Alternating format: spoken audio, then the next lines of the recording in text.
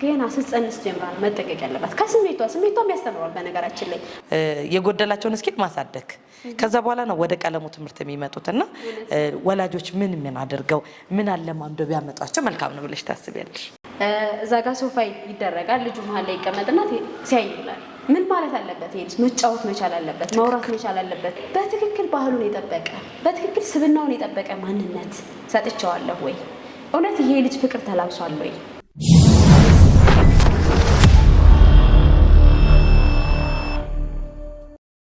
በጣም ነው የማመሰግነው። ይሄ እንግዲህ መምህራኖችሽ በደንብ እያስታወስሽ እና ክብር እየሰጠሽልን ነው። በጣም አመሰግናለሁኝ። በነገራችን ላይ የልጆች ትምህርት ቤት መጀመሪያው መምህራኖቻቸው ቤተሰቦቻቸው ናቸው ይባላል። እውነት ነው ሀሰት? አንቺ ጋር ከእውነት በላይ ማለት ፐርሰንት ራሱ የለኝም፣ ሙሉ በሙሉ ማለት ነው። ከዛ በላይ ምክንያቱም እንዴት ነው ወላጅ ከመጀመሪያ ከጽንስ ጀምሮ ነው መምህር የሚሆነው። ቅድም መምህርነትን ሳልገልጽልሽ መምህር ራሱ ሁለተኛ ወላጅ ነው። ወላጅ ደግሞ የምር መምህር ነው ማለት መምህር እጅ ላይ የሚደርሱት ከወላጅ ጋር ነው። ስር ነው፣ የህፃናት ስር ነው፣ ዋናው መሰረት ነው። ስለዚህ ከጽንስ ጀምሮ ምን እያለ ነው የሚሄደው? እያስተማረ ነው የሚሄደው። ለዛ እኮ ነው ብዙ ጊዜ ሴት ልጅ እንደጸነሰች የምታዳምጠውን ነገር ስሜቷን መቆጣጠር መቻል አለበት። የምታዳምጠውን ነገር መለየት መቻል አለባት። ይሄ ፖዚቲቭ የሆነ ነገር አይደለም። ብዙ ጊዜ ህፃናት ወዲያው ቶሎ የሚለዩ ማን ነው? እናትና አባታቸው። ለምን ከተባለ ጽንስ እያሉ ሆድ ውስጥ እያሉ ያን ድምፅ ይሰሙት ነበረ። ለዛ ነው ቶሎ ብለው እማ አባ ብለው በድምፅ ነው የሚለዩ አይደል? ከመልክ በፊት ራሱ እናትና አባት ለምን ሰምተዋል። ስለዚህ ከዛ ጊዜ ጀምሮ ወላጅ ምንድን ነው? መምህር ነው ማለት ነው።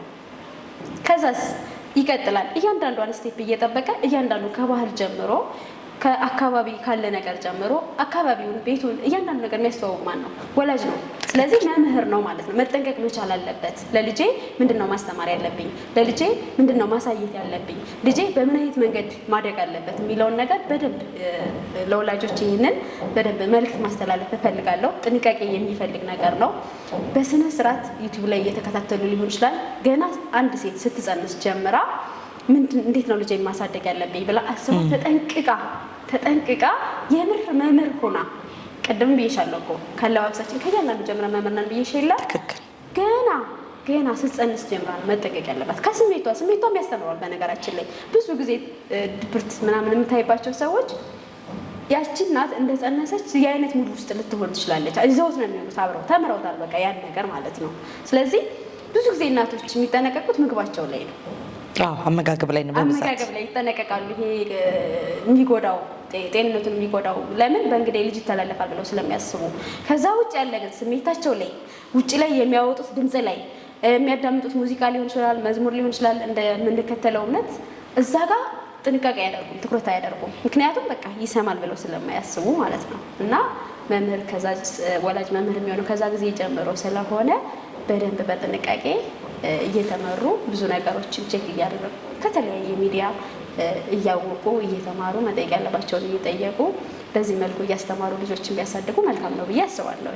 እንግዲህ ወላጆችን መምህራን ናቸው ካልን አንጻር አንቺ ደግሞ እንደ አጸደ ህጻናት መምህርነትሽ ወይንም ደግሞ ቅድመ መደበኛ ነው አይደል የምንለው፣ እንደዛ መምህር እንደመሆንሽ መጠን ወላጆች ልጆቻቸውን ምን ያህል አብቀተው ወይንም ደግሞ ምን አስተምረው ያምጡ? ትምህርት ቤት ላይ ታውቂዋለሽ፣ አጸደ ህጻናት ላይ ሲመጡ ልጆችን የምናስተምረው ስኪል ነው እና የጎደላቸውን ስኪል ማሳደግ ከዛ በኋላ ነው ወደ ቀለሙ ትምህርት የሚመጡትና ወላጆች ምን አድርገው ምን አለማምደው ቢያመጧቸው መልካም ነው ብለሽ ታስቢያለሽ? በጣም ደስ የሚል ጥያቄ ነው። የመምህራን ቁስል ነካው ይመስለኛል። ምክንያቱም ወላጆች ትንሽ ትኩረት የሚያደርጉት ይሄ እንክብካቤው ላይ ነው። እንክብካቤው ላይ ትኩረት ስለሚያደርጉ ምን ማስቻል አለብኝ የሚለውን ብዙም አይረዱትም። ከክፋት ምናምን አይደለም፣ በእርግጥ ይገባኛል። ግን ህፃን ናቸው ብለው ስለሚያስቡ እያንዳንዱ ነገር እኛ እናድርግላቸው ብለው ነው የሚያስቡ። ሲበሉ የሚጠግቡ አይመስላቸውም። ስለዚህ እኛ እናጉርስህ፣ እኛ እናድርግልህ፣ እኛ እንደዚህ እንበልልህ ነው እና እያንዳንዱ ነገር ወላጆች ራሳቸው እያደረጉ ልጁን መንከባከብ ላይ ነው ትኩረት የሚያደርጉት እና በጣም ብዙ ነገር አስተምረው መምጣት ያለባቸው ነገር ይኖራል። ምክንያቱም አንድ ሰው ራሱ ሲችል ነው ሌላ ነገር የምትጨምሪበት ራስን ማስቻል የሚባል ነገር አለ።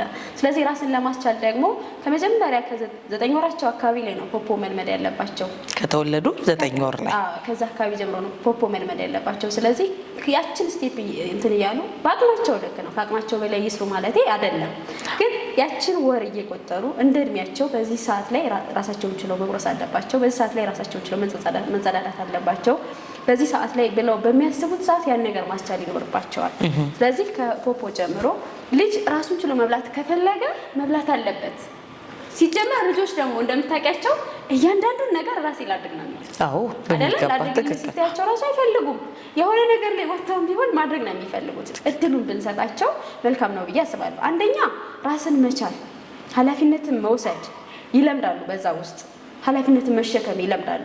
ነገር ግን እሱን እየገታ ናቸው። ተው ትወድቂያለሽ፣ ትሰበራለህ፣ እንዴት ይላል ሲወድቁ የሚመታቸውን ነገር ማራቅ፣ እንዳይወድቁ የሆነ ነገር ማመቻቸት እንጂ ትወድቃለህ ብሎ እንዳያደርጉ ማድረግ አይደለም እኛ እንትን ማለት ያለብን።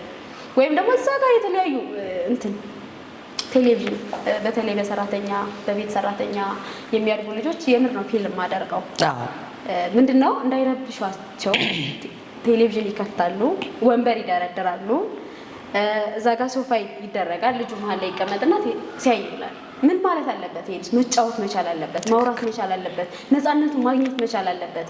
ከዛ ይሄ ልጅ እነዛን ተግባሮች እየረሳ ምንድነው የዚህኛው አዲክትድ ይሆናል። ከዛ የሚዲያ ኦቲዝም ይሆናል ማለት ነው። ተፈጥሮ ያልጎዳውን በሰላም የተወለደ ልጅ ጤነኛ የሆነ ልጅ በእኛ አስተዳደግ ችግር ምክንያት የሚዲያ ኦቲዝም ይሆንና ማግኘት ያለበትን ነገር ማግኘት ያለበትን ብቃት ሳያገኝ ይቀራል። ያ ልጅ መጻፍ ሊችል ይችላል፣ ፊደሎችን ሊለይ ይችላል እዛ ጋር በሚያየው ነገር። ግን እዚህ ጋር ያልቻለው በጣም ብዙ ነገር አለ።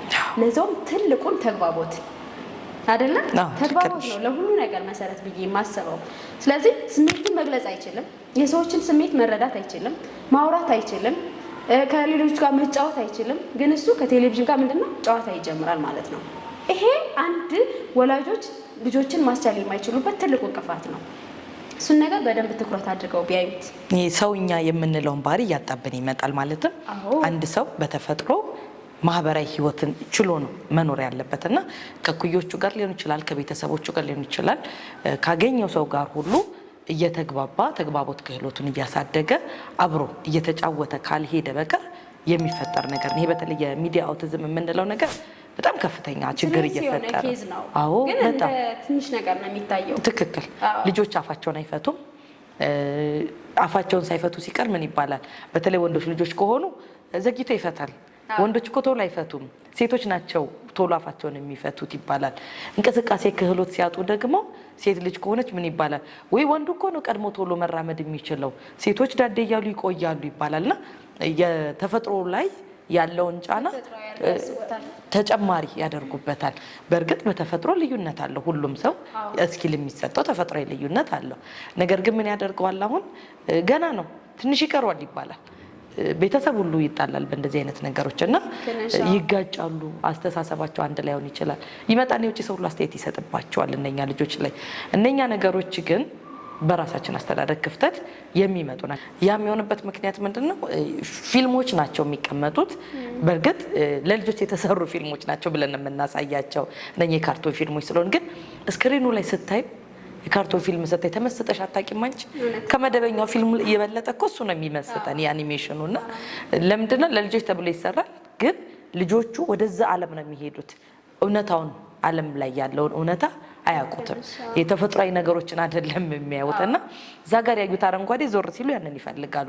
እዛ ጋር ፊልሙ ላይ ያዩቸውን የቤት ውስጥ ቁሳቁሶች እዚህ ጋር ማየት ይፈልጋሉ። እዛ ጋር ያዩትን ድርጊት ማድረግ ይፈልጋሉ። እና በጭራሽ በቃ ከሰዎች ጋር የሚግባቡ አይሆኑልንም። ከልጆች ጋር ከኩዮቻቸው ጋር ተግባብተው መጫወት የሚችሉ ልጆች እየሆኑ አይደለምና ትኩረት እየተሰጠበት ያልሆነ ነገር በተለይ ደግሞ ከኮቪድ ወዲህ አስተውለሽ ከሆነ ይሄ በጣም ኮቪድ ሰዓት የሚቀየረው ይሄ ሚዲያ ላይ በደንብ ሰው አታች የሆነው በዛ ሰዓት ነው። በነገራችን ላይ 6 ዓመት ሞላ ኮቪድ ማለት አይገርምሽም? ትናንት እኮ ነው የሆነ የሚመስለው። በዚህ 6 ዓመት ውስጥ ያሉት ልጆች በተለይ ደግሞ የዛኔ ልክ ኮቪድ ገብቶ ሎክዳውን በተደረገ ሰዓት ዘግተን በተቀመጥንበት ሰዓት ላይ እናትና ልጅ ቤት አንድ ላይ ቁጭ ሰዓት ቤት አንድ ላይ መቀመጣቸው እኮ አድቫንቴጅ ነበረው። ግን ምን ሆነ? ሰው ሁሉ ስራውን የሚሰራው ኦንላይን ሆነ። ከዛ ዋይፋይ በሌለበት ቤት ሁሉ ዋይፋይ ገባ። ከዛ በኋላ ዩቲዩቡ ተያያዘ። ልጆቹ ምን ላይ ተቀመጡ? ቲቪ ላይ ተቀመጡ። እናት አባት ቁጭ ብሎ ፒሲው ላይ ስራውን ይሰራል። በቃ ምን ሆነ? ልጆቹ ከኛ እየወጡ ወደ ስክሪን ሄዱና አፋቸውን ያልፈቱ በጣም ኃይለኛ ልጆች፣ ተቆጪ ልጆች፣ ተደባዳቢ ልጆችን አፈራን። ከዛስ ትምህርት ቤት ሲመጡ በጣም እንትን አለውና እዚህ ላይ ጨምረሽ እንድታነሽልኝ የምፈልገው እንግዲህ ካነሳ ነው አይቀር ወላጆች እንዴት ነው ይህንን ነገርስ ማመን ያለባቸው? ስንነግራቸውም እኮ ያምኑንም አይደል? ልጄ ሙሉ ጤነኛ ነው ይላሉ። እና እስኪ ይችን ነገርም አብረሽ አያይዘሽ ነበረ እኔ ራሴ ምክንያቱም የተቸገርንበት ነገር ነው። እንደዚህ ነው እንደዚህ ያን ችግር ክትትል እንኳን የሚለውን ነገር ስናነሳ አምነው መቀበል አይፈልጉም።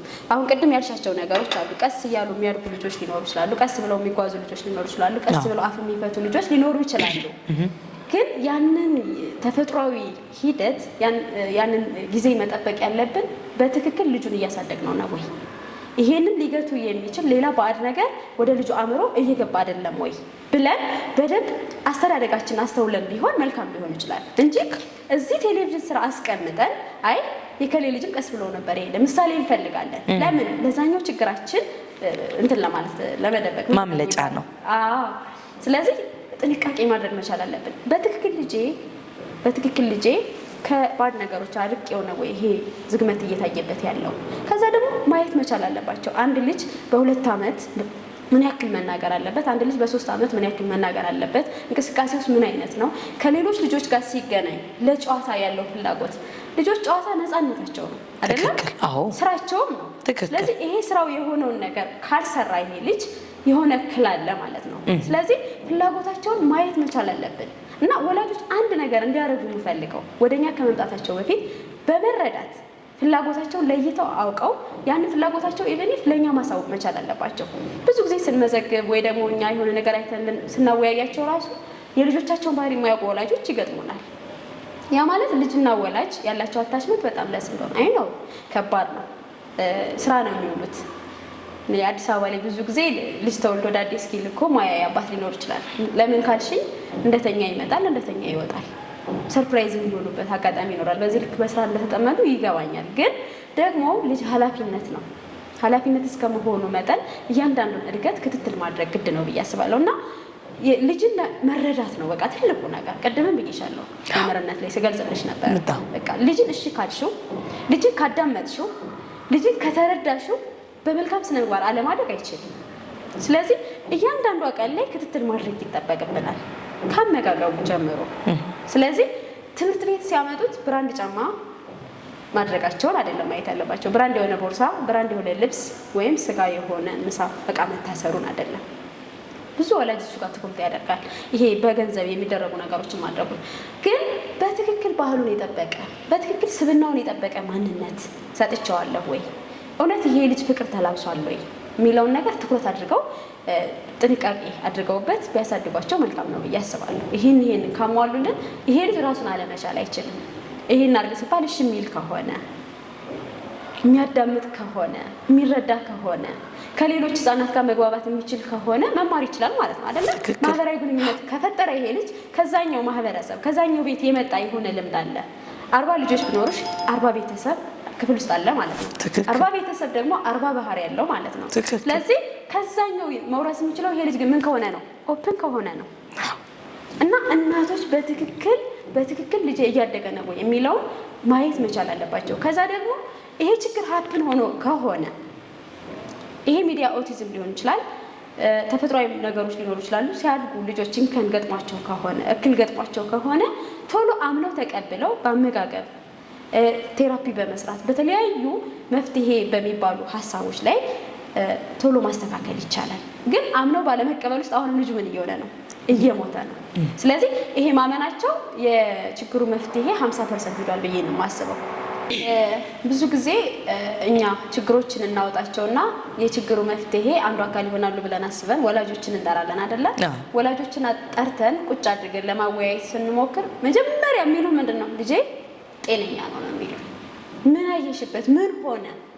በቃ መንገር አይፈልጉም ለአእምሯቸው ራሱ። ስለዚህ ስላልተረዱት ነው ብዬ አስባለሁ እንጂ ችግሩን አምነው ተቀብለው ለዛ ነገር መፍትሄ ብሰጥ እንደሚቀየር ቢያምኑ ወይ ደግሞ ይሄ ልጅ አሁን ላይ ማስተካከል ካልቻለን ያልገባቻቸው ሚስጥር ሲገባኝ የአንድ ልጅ ስብዕና የአንድ ልጅ ማንነት እስከ 6 ዓመት እንደሚገነባ ስላልተረዱ ነው ብዬ አስባለሁ። የሆነ እያደገ ሲመጣ በራሱ ጊዜ እያስተዋለ ሲመጣ የሚቀየር ነው የሚመስላቸው፣ ግን ነው አይደለም።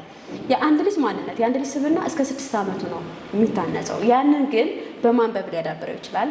እድሜው ራሱ ከፍ እያለ በመጣ ቁጥር ሊያዳብረው ይችላል። እንዲሁም ደግሞ ማህበራዊ ግንኙነቶችን እየፈጠረ ሲመጣ እየተማረ ሊያዳብረው ይችላል እንጂ ይሄ ፍቅር፣ ቅንነት፣ መልካም የሆኑ ስነ ምግባሮች ሙሉ ግን የሚታነጹት መቼ ነው? ልጅ እያሉ ነው። ልጅ እያለ የዋህ የሆነ ልጅ በዛው ነው የሚያድገው። ልጅ እያለ የሆነ ተንኮለኛ የሆነ ከሆነ ልጅ ተንኮለኛ አይደለም ይባላል፣ ግን ነው ማየት ይቻላል። እሱን ደግሞ ማስቀረት አለብን። ስለዚህ ያን ነገር ቢረዱ ችግር ነው ብለን የነገርናቸውን ነገር አምነው ይቀበላሉ ብዬ አስባለሁ። እና እናቶች ምን መሆን አለባቸው? እንዲሁም አባቶች ችግርን ይሄ አምኖ የመቀበል ማይንድ ሴት ቢኖራቸው መልካም ነው ብዬ አስባለሁ። ትልቁ ነገር አባት ሲቀጣ እናት ወይዬ ካለች ወይኔ ልጄ ለምን እንደዚህ ያደረግ ፊቱ ላይ ጭቅጭቅ ከተገጠመ ይሄ ልጅ የሆነ ጠበቃ እንዳለው እያሰበ ይመጣል። ሲያጠፋ የሆነ የሚያድነው አካል እንዳለ እያሰበ ይመጣል። ስለዚህ የመተካካት አይነት ነገር ባይኖር እናት ስትቀጣ አባት ዝም ቢል፣ አባት ሲቀጣ እናት ዝም ብትል፣ እንደው ተነጋግረው በቃ ገና ጽንሱ ሲጀመር ቢነጋገሩ ደስ ይለኛል። ጣልቃ ባይገቡ። ልክ ነሽ እንዴ? በሚገባ በነገራችን ላይ ይሄ እንትን አንዳንድ ጊዜ ቅጽበታዊ ነገሮች የሚፈጠሩ ነገሮች የሰው ልጅ ስሜት ያደርጋሉ እና እኔ ልጄን ስገርፍ ምንም አይነት ቅጣት ልቀጣ እችላለሁ፣ ልገርፈው ሁሉ እችላለሁኝ። በዛን ሰዓት አባት የሚከፋው ሪል ነው፣ እንደ ሰውነት ይከፋል። ከዛስ አባት ደግሞ ልጁን ሲቀጣ እናት ልክ እንደዛው ይከፋታል። አባትነቱን እየካደች አይደለም ወይ እናትነቷን እየካደኩ አይደለም፣ ግን እንደ ሰውኛ ትምህርት ቤት ላይ መምህራኖች ሲቀጧቸው ሳይኔ በጣም ይከፋኛል። መቀጣት እንዳለባቸው እኮ አውቃለሁ። ቅጣቱም ጎጂ እንዳልሆነ እያየሁት ነው። ምክንያቱም እዛ ቦታው ላይ ስላለሁኝ ልጆቹ መቀጣት እንዳለባቸው ስላለ ማረምም አለብን። በቅጣት ብዙ ጊዜ ቅጣት ስንል ልጆቹን ለመበደል ለመጨቆን አይደለም። መምታትም እኮ ላይሆን ይችላል በነገራችን። አዎ ቅጣት እኮ ግድ መምታት አይደለም። ብዙ ጊዜ እንደዚህ አይነት ቅጣቶች ነው የሚቀጡት። ከዱላ ውጭ የሆኑ ቅጣቶችን ነው። ግን እነኛን ቅጣቶች ራሱ ሲቀጡ ያሳዝኑኛል። አሁን ታይም አውት ተብለው ተገሎ የሆነ ልጅ ቁጭ ሲል ምናምን አቤት እንዴት እንደሚከፋ እናት ሆነች ደግሞ በቦታው ላይ ስታየው እጅግ በጣም ያስከፋል። ነገር ግን ምን ማድረግ ነው? ያን ቅጣት የተቀጣው አባቱ የሚቀጣው ወይም ደግሞ እናቱ የምትቀጣው ለመልካም ነው ብለን መቀበል። እነኚህ ነገሮች ሁሌም በየቤታችን ግጭቱ አለ። በቅጣቱ አይደለም በምግብ ልንጋጭ እንችላለን። ቁርሱን እንቁላል በልቷል፣ ምሳው ላይ እንጀራ ይብላ ስትል እናት አባት እንዴ ለምን ቁርሱን እንቁላል ከበላ ከሰዓት ላይ ለምን ሳንዱች አታደርጊውም እንቁላሉን መልሰሽ ይልሻል። ምንድነው እንቁላል በብዛት በመብላቱ የሆነ ነገር ሊያገኝ እንደሚችል አድርገው ያስባሉ። አንዱ አካል ደግሞ ቁርስ እንቁላል ከተበላ ምሳ ላይ እንጀራ፣ እራት ላይ ደግሞ የሆነ ነገር በዳቦ አድርጎ ቫራይቲውን የተለያየ ነገር መመገቡን ያስባል። ያንን ነገሮች ሁለቱም መልካም በማሰብ ነው። ነገር ግን ልክ እንዳልሽው መነጋገሩ ብቻ ሳይሆን ወዲያውኑ ቅጽበታዊ የሆኑ ውሳኔዎችን ስንወስን መግባባት ብሎ ቶሎ መለስ ብሎ አንዱ በቃ ምልክታዊ ቋንቋዎች ካልሆነ መቼም አይግባቡ። ምክንያቱም ሁሉም የየፍላጎቱን ልጁ ላይ ማድረግ ስለሚፈልግ ልክ ነኝ ብለን ስለምናስብ ነው። እና መምህርና ወላጅም እንደዛው መናበብ አለበት። እጅግ በጣም ብዙ ጊዜ ወላጆችን ስንጠራ እናት ስንጠራ እሱ እኮ ነው ትክክል እሱ እኮ ናት ስለሚሉ ነው ይሄን ሀሳብ ያነሳው። ትክክል። እንደ ተጨማሪ አድርጌ ደግሞ ማነሳልሽ በጣም ይሄ ነገር ግን ቢቀር ደስ ይለኛል። በጣም እናትና አባት ሲጣሉ ልጅ ባያይ ሲመታቱም የሚያዩ አሉ። በጣም ብዙ ታሪኮች ስላሉኝ ነው ማንሳት አልፈልግም እንጂ ማለት ነው። እና ያን ያየ ልጅ ምን አይነት ፍቅር ይዞ ነው የሚያድገው? ቁጣን ያየ ልጅ ማለት አስታውሳለሁ የሆነ ክፍል ላይ በደንብ መግለጽ ባልችልም ይሄን ነክሳው አይታለች። ይሄን ነክሳው እሱ ደግሞ በቦክስ ብሏት እና ይጮሃል ትጮሃለች ምናምን ያን ነገር ነው ያየችው። እና አንቺ አሁን ስታስተምሪ ቁጣ ይኖራል አይደለ? አንተ ዝም በል ምናምን ስትይ ሾክ ነው የምታደርገው ልጇ። እና ምን ሆና ነው ብዬ ታሪክ ማጥናት ጀመርኩኝ። እያጠናሁ እያለ እሱ እዚህ ጋር ተነክሶ እሷ እዚህ ጋር በቦክስ ተመታ መጡ። ከዛ ለሱ እንዳሰጪ ምናምን አይነት ነገሮች መጡ። ኦኬ ብዬ ያ ነገር ከዛ እንደመነጨ ገባኝ። ሌላ ቀን ግን የምታወራኝ ወሬ በቃ የሚደብር ወሬዎችን ማውራት ጀመረች ማለት ነው። ማየ አባዬን እንደዚህ አባዬ እንደዚህ። ለምንድን ነው የሚያዩ ልጆች? ለምንድን ነው ተደብቀው መጣላት የማይችሉት? ከተጣሉም ነው ባይጣሉ መልካም ነው። ሲጀመር ልጅ ማየት ያለበት ፍቅርን ነው። ልጅ ማየት ያለበት መከባበርን ነው። ልጅ ማየት ያለበት አንድነትን ነው። ልጅ ማየት ያለበት መግባባትን ነው አይደለም? ስለዚህ እነዚህ ልጆች ማዳመጥን ከየት ይማሩ? መግባባትን ከየት ይማሩ? መከባበርን ከየት ይማሩ? ነፃነትን ከየት ይማሩ? ማለት ሞዴል መሆን አለባቸው ብዬ አስባለሁ ወላጆች። ቅድም መምህር ናቸው ብለናል አይደል? መምህር ከሆኑ ሞዴል አይነት ወላጆች መሆን አለባቸው። እኔ የእናትና የአባቴ ፍቅር ብለው የሚመሰክሩ ልጆችን ነው ማውጣት ያለባቸው። እንደ አባቴ የምትል ልጅ፣ እንደ እናቴ የሚሉ ልጆችን ነው ማውጣት ያለባቸው። በቃ ይሄ ቁጣን የማያውቁ አለ አይደለ? ፍቅር ብቻ የሚሰብኩ አይነት ልጆችን ማውጣት ይቻላል ብዬ አስባለሁ። ስለዚህ ይሄን ነገር ማስቻል አለባቸው። መደማመጥን መከባበርን ማስቻል መቻል አለባቸው ብዬ አስባለሁ። ወላጆች እዚህ ጋር በደንብ ትኩረት ማድረግ አለባቸው። እንዲሁም ደግሞ ጥንቃቄ ማድረግ ይኖርባቸዋል። ቅድም ዋጋ አያይዤ ደግሞ ሌላ ኤግዛምፕል ልስጥሽ። ቴሌቪዥን በሚያዩ ሰዓት ምን እንትን ይላሉ? ከኦቲዝሙ በተጨማሪ መጥፎ ነገሮች ነው ያሉና የሆነ ቦታ ላይ ቦታው መጥቀስ አልፈልግም ሳስጠና ነው እና ድንገት ተጫው ማታ አካባቢ ላይ ምንድነው ተብሎ ሲወጣ ኮንዶሚኒየም ላይ ነው የ5 ዓመት ልጅ ከፎቅ ወድቆ ነው የሞተው ማለት ነው። እንደዛ ቀን የምር ከፍቶኛ ያቅም በህፃናት ጉዳይ ላይ ምንድነው የተፈጠረው? ልጁ ብዙ ጊዜ ይሄ ስፓይደርማን ምናምን አይነት ፊልሞች ያሉ የሆነ እየዘለሉ እሱን ነው አፕላይ ሊያደርግ ሞክሮ እኮ ነው እንደዚህ እንትን ብሎ ምናምን አይደለም። ሲዘሉ አይቷል፣ ዘለው ይነሳሉ። ስለዚህ እሱም እንደሚሞታ አካሉ እንደሚጎዳ ያውቅ፣ ግን ሞታ። አይሽ እዚህ ድረስ ጥንቃቄ ይጎለናል። ልጄ አይደርስበትም ተብሎ እኮ ነው እንደዛ የሆነው። ልጁ ምንድን ያደርገው? ወንበር አድርገው የሆነ ነገር አድርገው ነው የወደቀው ማለት ነው። ምክንያቱም ያየውን ነው ማድረግ የፈለገ። ስለዚህ ልጆቻችን የሚያዩትን ነገር እንትን ማለት አለብን፣ ማስተዋል መቻል አለብን። እንዴት ህይወትን ማጣት አስበሻል? አይዘገንንም? አይከብድም? እሱ ድረስ ነው ጥንቃቄ የሚጠይቀው።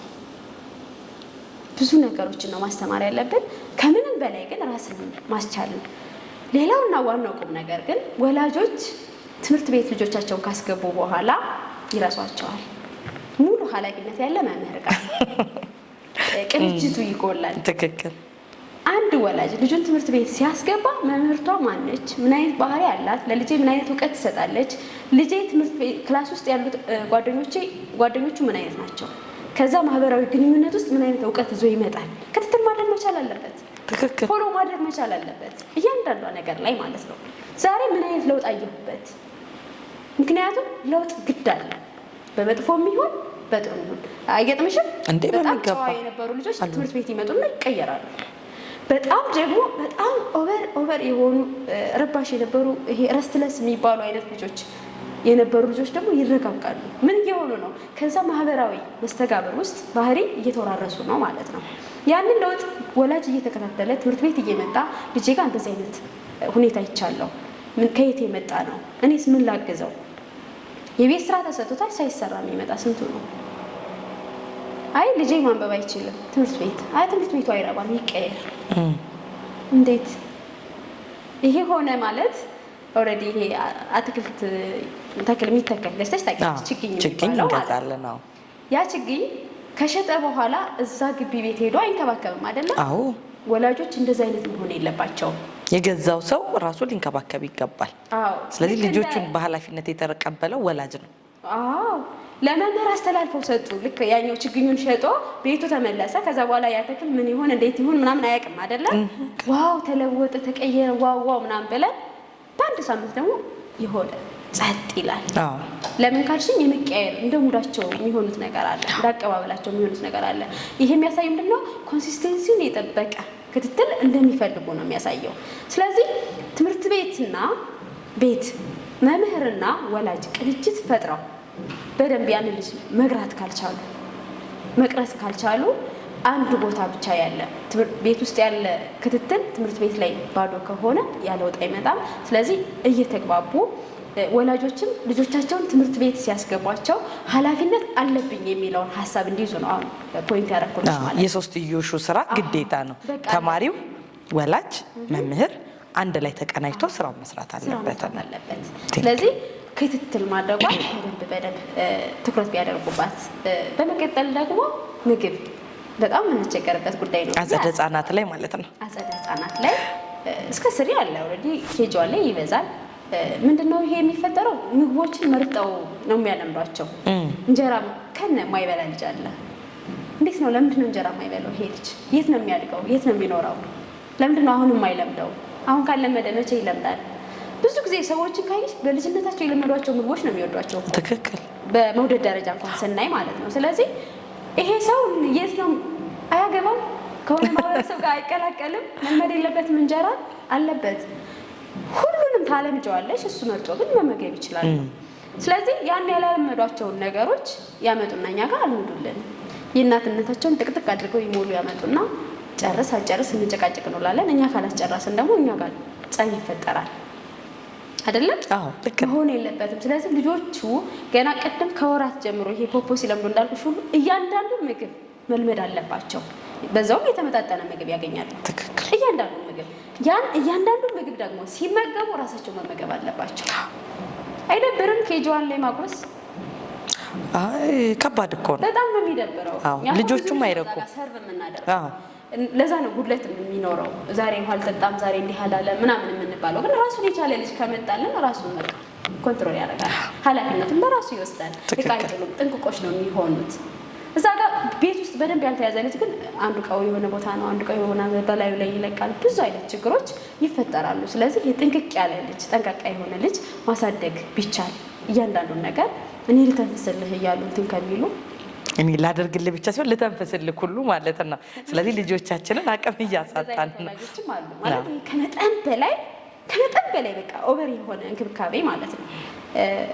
በጣም በቃ የተጋነነ አይነት ትንሽ ረዳሻለሁ። መቼም ነው ራሱን የማይችለው። ትክክል። እየቀበሩት ነው ማለት ልጁን ይሄ ሲያድግም እንኳን ኃላፊነት መሸከም እንዳይችል፣ ራሱን ችሎ ማንበብ እንዳይችል፣ ራሱን ችሎ መጻፍ እንዳይችል፣ ይሄ ራስን መቻል የሚባለው ነገር የእነሱ ጥገኛ ሆኖ ነው የሚቀረው። ስለዚህ ዲፔንደንት የሆነ ልጅ ላለማሳደግ ከዚሁ ብናስለምደው እዛ ጋር በደንብ ምግብ ላይ ትኩረት ተሰርቶ ሁሉን ምግብ መልመድ እንዲችል ተደርጎ ራሳቸውን ችሎ መመገብ እንዲችሉ ተደርገው ቢመጡልን መልካም ነው ብዬ አስባለሁ። እዛ ያችን ፓርት ራሳቸውን ችሎ ከመጡ እኛ ትምህርቱን ማስተማሩ ቀላል ስለሚሆን ማለት ነው። ከዛ ስናስተምራቸው ደግሞ ቢያግዙን በጣም መልካም ነው ብዬ አስባለሁ። በጣም መልካም።